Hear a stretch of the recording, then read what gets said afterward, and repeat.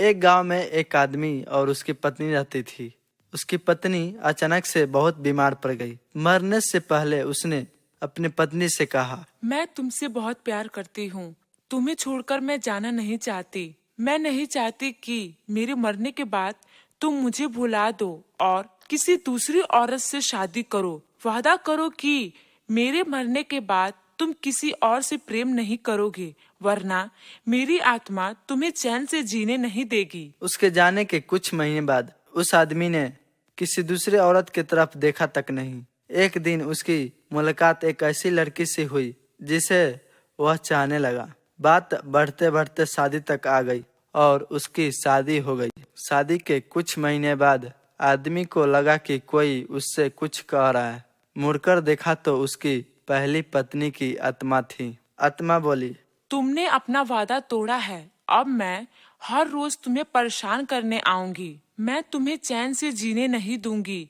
मैं जानती हूँ कि आज तुमने अपनी नई पत्नी से क्या क्या बातें की है। आदमी डर के कांपने लगा। अगले दिन वह शहर से बहुत दूर एक मास्टर के पास गया और सारी बात बता दी। आदमी बोला, ये प्रेत बहुत चालाक है, तभी तो मेरी एक एक बात उसे पता होती है।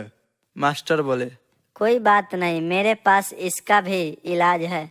इस बार जब तुम्हारी पत्नी का भूत आए तो मैं जैसा कहता हूँ ठीक वैसा ही करना। उस रात जब आत्मा वापस आई तो आदमी बोला, तुम इतनी चालाक हो कि मैं तुमसे कुछ भी नहीं छिपा सकता, और जैसा कि तुम चाहती हो मैं अपनी पत्नी को छोड़ने के लिए भी तैयार हूँ, पर उसके लिए तुम्हें एक प्रश्न का उत्तर देना होगा, और अगर तुम उत्तर न दे पाई तो तुम्हें हमेशा हमेशा के लिए मेरा पीछा छोड़ना होगा। पत्नी का भूत बोला, मुझे मंजूर है, पूछो अपना प्रश्न।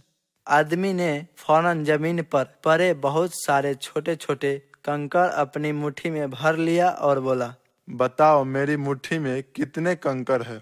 उसकी पत्नी के भूत जवाब नहीं दे पाई और ठीक उसी समय भूत गायब हो गई।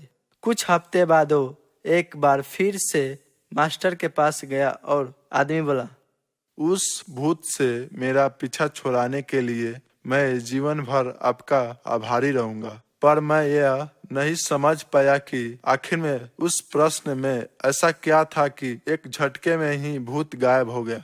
मास्टर बोले, बेटा, दरअसल कोई भूत ही नहीं था। दरअसल दूसरी शादी करने की वजह से तुम्हें अपराध बोझ महसूस हो रहा था और उसी वजह से तुम्हारा दिमाग एक तुम्हें भूत का अनुभव करा रहा था। आदमी बोला, पर ऐसा बात था तो मेरी हर एक बात कैसे जान जाती थी। मास्टर मुस्कुराते हुए बोले, वो तुम्हारा बनाया हुआ ही भूत था, इसीलिए जो तुम जानते थे वही वो भी जानता था, और यही कारण था कि मैं तुम्हें कंकड़ वाला प्रश्न पूछने को कहा, क्योंकि मैं जानता था कि इसका उत्तर तुम्हें भी नहीं पता होगा और इसीलिए भूत भी इसका उत्तर नहीं दे पाएगा और तुम्हें तुम्हारे दिमाग के ही उपाय से छुटकारा मिल जाएगा।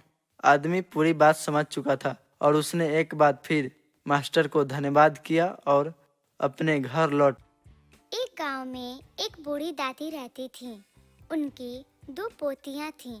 दादी माँ ने अपने दोनों पोतियों को पाल पोस के बड़ा किया था। दादी माँ दूसरों के घरों में काम किया करती और उन्हीं पैसों से अपने दोनों पोतियों का पालन पोषण करती। उसकी दोनों पोतियां बहुत होनहार थीं और इसका फायदा दादी माँ उठाना चाहती थी।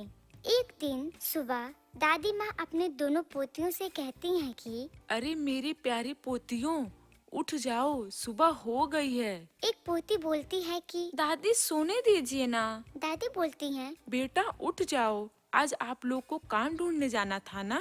पोती बोलती है, नहीं नहीं दादी जी, आज मन नहीं कर रहा, कल चले जाएंगे, आज बस सोने दीजिए ना। दादी यह सुनकर अपने दोनों पोतियों को डांटे बगैर वहाँ से अपने कमरे में चली जाती हैं। कुछ समय बाद दादी आवाज देते हुए अपने पोतियों से कहती हैं कि बच्चों, मैंने खाना बना दिया है और तुम दोनों उठ जाओगे तो समय से खाना खा लेना। पोती बोलती हैं, ठीक है दादी। दादी माँ अपने मालकिन के घर चली जाती हैं और अपने मालकिन से बात करती हैं। मालकिन बोलती हैं कि अरे आज तुम इतना लेट कैसे हो गई? दादी माँ बोलती हैं। अरे मालकिन जी, आप तो जानती ही हैं कि मेरी 2 प्यारी पोतियां हैं। उनको उठाने में देर हो जाती है। उनके खाने पीने का ध्यान मुझे ही रखना पड़ता है। आज तो वो बिल्कुल भी नहीं उठ रही थीं, इसीलिए मुझे आज आने में देर हो गई। मालकिन बोली। दादी माँ, आप मुझसे बड़ी हैं, इसीलिए आप मुझे मालकिन मत कहा करिए। मैंने आपसे यह कितनी बार कहा है। दादी बोलती हैं कि अब शुरू से यही बोलती आई हूँ, इसलिए अब आपका नाम नहीं लिया जाता है। मालकिन बोली। अच्छा, अब मैं चलती हूँ, मुझे बहुत देर हो रही है। आप अपना और मेरे घर का ख्याल रखना। इतना कहकर मालकिन वहाँ से चली जाती है। और दादी माँ घर की सफाई करने लगती हैं। तभी उसे अपने मालकिन का लिपस्टिक दिखाई देता है। वह उसे उठाकर बोलती है कि अरे वाह, यह लिपस्टिक तो कितना सुंदर है। क्यों ना मैं इसे चुरा लूं और अपनी पोतियों को दे दूं। आखिर में वो भी तो लड़कियां हैं, उनका भी मन करता होगा सजने संवरने का। मैं ऐसा करती हूँ कि इसको छुपा लेती हूँ। और वह लिपस्टिक को छुपा लेती है और रसोई घर में चली जाती है। वहाँ कुछ समय खड़े होने के बाद सोचते हुए बोलती है कि नहीं नहीं, मेरी मालकिन को मुझ पे बहुत विश्वास है। उनके इस विश्वास को तोड़ना नहीं चाहती। इतना सोचकर दादी माँ वहाँ से फिर अपने मालकिन के कमरे में चली जाती हैं। उस लिपस्टिक को उसे वहीं पर रख देती हैं। देखते हुए कहती हैं कि जब मालकिन आएंगी तो मैं उनसे मांग लूंगी। और वहाँ से चली जाती है। जब शाम होती है तो मालकिन अपनी एक दोस्त के साथ घर आती हैं। वह दोनों बैठकर बातें करती रहती हैं। तभी वहाँ दादी माँ आ जाती हैं। अपने मालकिन से कहती हैं कि मालकिन, मुझे आपसे एक चीज चाहिए। मालकिन बोलती हैं। हाँ हाँ कहो। दादी माँ बोलती हैं। मालकिन, मुझे आपकी वह लिपस्टिक बहुत अच्छी लगी। अगर आप मुझे मेरी पोतियों के लिए वो लिपस्टिक दे देती तो मुझे बहुत मेहरबानी रहती। मालकिन बोली। अरे कोई बात नहीं, आपको जो चाहिए वो ले लीजिए। तभी वह अपने मालकिन का लिपस्टिक उठा लेती है और वहाँ से चली जाती है। जिसके बाद मालकिन की दोस्त बोलती है, यार, ये कैसी नौकरानी पाल कर रखी है तू? एक नंबर की लालची है। मालकिन बोली। अरे नहीं नहीं, ये बहुत अच्छी हैं। ये तो मेरे पास 10 सालों से काम कर रही हैं और इनकी नियत मेरे घर को लेकर कभी भी खराब नहीं हुई है। सहेली बोली। अरे वाह, तब तो ये बड़ी ईमानदार हैं। तो फिर ये बूढ़े होने के बाद भी काम क्यों कर रही हैं?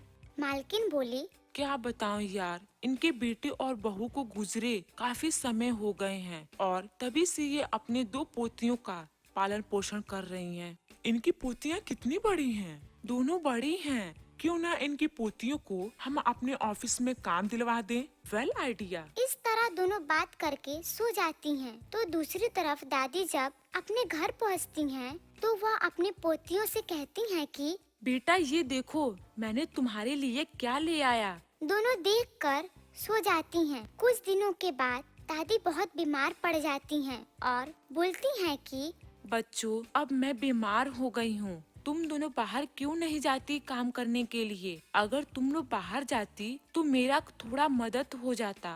बड़ी पोती बोलती है, दादी, हमें नौकरी कौन देगा? और अभी तो हमारी पूरी पढ़ाई भी नहीं हुई है। दूसरी पोती बोलती है, अरे दादी, आप सही बोल रही हैं। दीदी, हमें दादी की ऐसी अवस्था में उनकी मदद करनी चाहिए। यह सुनकर उसकी बड़ी बहन बोलती है, हाँ दादी जी, अब हम दोनों बाहर जाकर एक अच्छी सी नौकरी ढूंढेंगे और मन लगाकर काम करेंगे। तभी उसकी मालकिन अपनी सहेली के साथ वहाँ आ जाती है। बोलती है, आप लोगों की बातें सुनकर हमने अपने कंपनी में इन लोग को काम देने का फैसला किया है। यह सोचकर दादी माँ बहुत खुश हो जाती हैं।